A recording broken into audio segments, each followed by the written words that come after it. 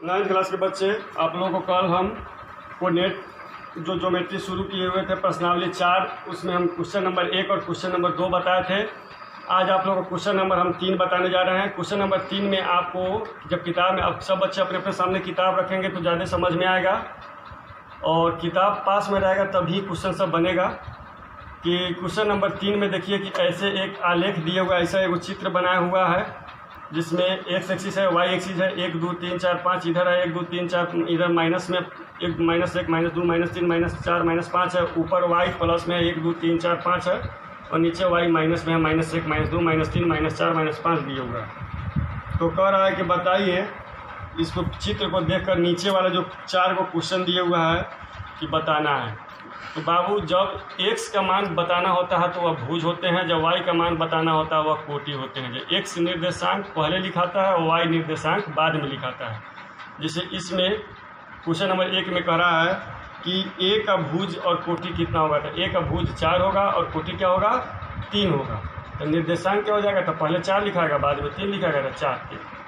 उसके बाद दूसरा का क्वेश्चन में कह रहा है कि b का, तो यहाँ पे आप कहिएगा सर जी कैसे, तो देखिए x के सामने 4 के सामने लेके गया है और y में 3 के सामने लेके आया है, तो यहाँ पे क्या हो जाएगा 4 3।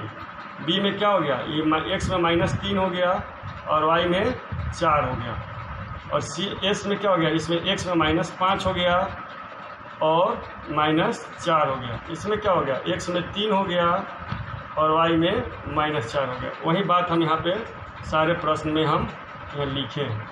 2 में उसी तरह से पूछ रहा है कि b का x निर्देशांक कितना होगा, तो -3। b का x -3 ना है, और y कितना होगा, तो 4। निर्देशांक हो जाएगा तो -3 4, जो यहाँ पे लिख भी दिए हैं।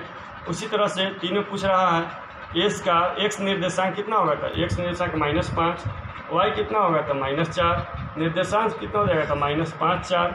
उसी तरह से इसमें पूछ रहा है l में, l का x निर्देशांक कितना होगा, तो x निर्देशांक 3, y निर्देशांक कितना होगा, तो -4, और l का निर्देशांक कितना हो जाएगा, तो 3 -4।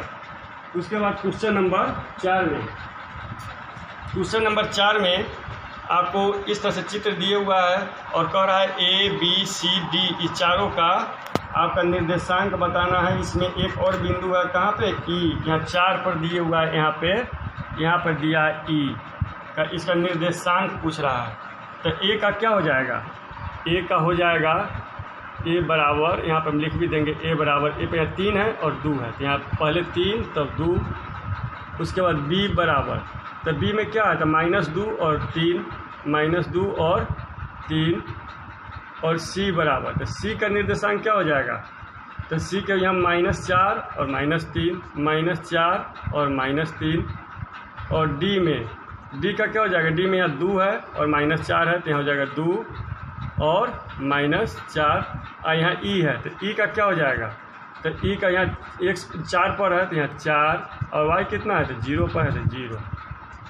ठीक है, इस तरह से है। अब उस तरह से इसी आधार पे आपको चित्र देखकर क्वेश्चन नंबर 5 के बताना है। जैसे 4 है वैसे ही 5 है, कि 5 को बताना है कि 5 का क्या है। अब जैसे में क्वेश्चन नंबर, इसको हम थोड़ा मिटाते हैं। क्वेश्चन नंबर 5 में आप जब ग्राफ पर देख रहे हैं, जो चित्र बना हुआ है इस तरह से बना हुआ है कि जो मूल बिंदु जो 0 है, इसके आपको 1.5 लाइन के बाद, मतलब 1 और 2 के बाद बीच में b दिया हुआ है, और तीसरी लाइन पर जो है a दिया हुआ है। ध्यान से देखिएगा, मेजा में ये लाइन जो है तो आपको अच्छा से समझ में आ जाएगा। उसके बाद ऊपर वाली लाइन में है कि 2 जो जहाँ पे है दूसरे बक्सा पर f दिया हुआ है, और 2 और 3 के बीच में c दिए हुआ है। उसके बाद में इधर वाला जो -x एक्सिस है, तो -x एक्सिस के तीसरे वाले जो बक्सा है उस पर e बिंदु दिया हुआ है, और जो -y एक्सिस जो नीचे तरफ है उसके भी तीसरे वाले बक्से पर, मतलब जो बिंदु है तीसरा, जहाँ 3 है, तीसरे वाले जो बक्से का लाइन है वहाँ पे d दिया हुआ है। तो कह रहा है a b c d e f, इस सब का निर्देशांक क्या होगा। तो a का निर्देशांक क्या हो जाएगा, तो 3 पर है, यहाँ हो जाएगा 3 0। b का निर्देशांक क्या हो जाएगा, तो b का निर्देशांक लिखना होगा, a का निर्देशांक बराबर 3 0, b का निर्देशांक बराबर, तो यहाँ 1 2 के बीच में तो 1.5 है, यह 1.5 लिखाता है 3/2 और 0। उसके बाद c का क्या होगा, तो सी का देखिए 2 और 3 के बीच में है, मतलब अढ़ाई है, तो इसको लिखेंगे 5/2। तो यहाँ तो एक्स इस लाइन पे 0 हो जाता है, तो 0 5/2। उसके बाद डी यहाँ पे है, तो डी वाई एक्सिस पर है, तो पहले तो एक्स का मान 0 हो जाएगा और एक्स का मान -3 हो जाएगा क्योंकि -3 पे है। उसके बाद में ई एक्स है -3 और वाई हो जाएगा 0, और ई के बाद में एफ, तो एफ वाई एक्सिस पे है तो हो जाएगा पहले 0 और तब 2। इस तरह से आपका क्वेश्चन नंबर 5 यहाँ लिखना पड़ेगा। ए का निर्देशांक बराबर बी का निर्देशांक, ए का निर्देशांक लिख कर तब बराबर देखें बी का निर्देशांक, सी का निर्देशांक, डी का निर्देशांक, ई का निर्देशांक, एफ का निर्देशांक, ऐसे लिख कर तब आप लोग बनाइएगा। ठीक है, इसमें आप लोग को हम यहीं पे छोड़ रहे हैं, इतना ही पे छोड़ रहे हैं। आप लोग का छठा प्रश्न भी समझिए कि जैसे चौथा बना हुआ है वैसे ही छठा है, और जैसे पांचवा बना हुआ है वैसे ही सातवां है। ध्यान दीजिएगा, जैसे चौथा क्वेश्चन है वैसे ही छठा है, और जैसे पांचवा क्वेश्चन है वैसे ही सातवां है। कल पुनः थोड़ा सा हम इस दोनों क्वेश्चन को हिंट्स दे देंगे और उसके बाद में कल इस चैप्टर को समाप्त कर देंगे।